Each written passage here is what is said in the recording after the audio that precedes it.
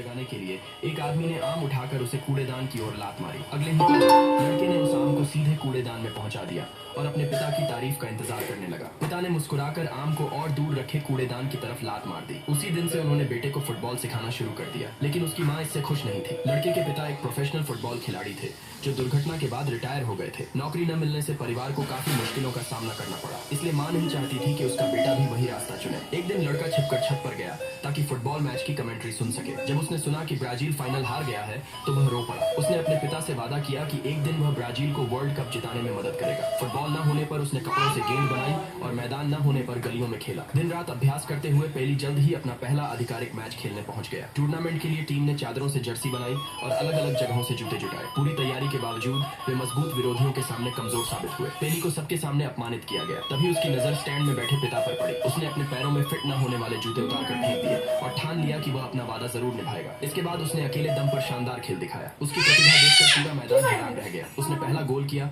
और टीम में नया जोश भर दिया। सभी खिलाड़ी तेज काउंटर अटैक करने लगे, लेकिन बराबरी का गोल होने से पहले ही रेफरी ने अंतिम सीटी बजा दी। पेली की टीम एक गोल से हार गई। हार के बावजूद उसने दर्शकों का सम्मान और तालियां जीत ली। एक फुटबॉल स्काउट ने उसके पिता से संपर्क किया, लेकिन उसकी मां ने इसका विरोध किया। बेटे की प्रतिभा को बचाने के लिए पिता छिपकर उसे प्रशिक्षण देते रहे। समय बीता और वह बच्चा एक मजबूत युवा खिलाड़ी बन गया। उसकी फुटबॉल क्षमता लगभग निखर चुकी थी। यह देखकर उसकी मां को लगने लगा कि शायद उसने गलत फैसला लिया था। आखिरकार उसने स्काउट का पुराना कार्ड निकाल लिया। अब अपने सपने को पूरा करने का समय था। जब पेली की मुलाकात स्काउट से हुई तो उसे यकीन नहीं हुआ। भावुक होकर उसने अपनी मां को गले लगा लिया। कुछ समय बाद पेली एक फुटबॉल क्लब में शामिल हो गया, लेकिन वहां उसे खुशी नहीं मिली। सख्त नियम और कठिन ट्रेनिंग के कारण वह अपने अंदाज में नहीं खेल पा रहा था। उसका आत्मविश्वास गिरने लगा और प्रदर्शन भी कमजोर हो गया। क्लब में आने के बाद वह एक भी गोल नहीं कर पाया था। एक रात उसने सामान बांधा और घर लौटने का फैसला कर लिया। तभी एक स्काउट ने उसे रोक लिया। उसने पेली को याद दिलाया कि गिंगा ही ब्राजीलियाई फुटबॉल की आत्मा है और उसे अपनी पहचान नहीं छोड़नी चाहिए। पेली वापस मैदान में लौटा। इस बार उसने अपने स्वाभाविक खेल पर भरोसा किया। मैच के दौरान वह अचानक रुका, मुड़ा,